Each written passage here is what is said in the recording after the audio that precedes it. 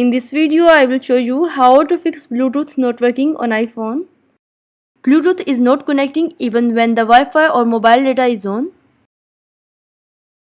Solution number 1. Go to Settings. Click on Bluetooth.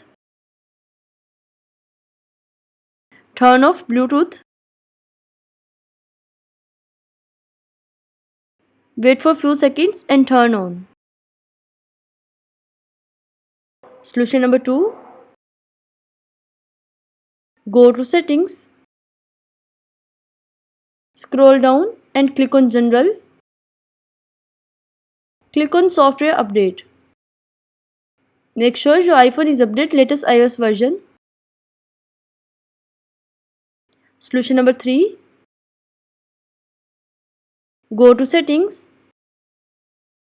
Turn on Airplane Mode. Wait for few seconds and turn off. Click on Bluetooth. Check Bluetooth is working or not. Solution number 4. Go to Settings. Scroll down and click on General. Next scroll down and click on Transfer or Reset iPhone. Click on Reset. Click on Reset Network Settings. Again click on Reset Network Settings to confirm this process.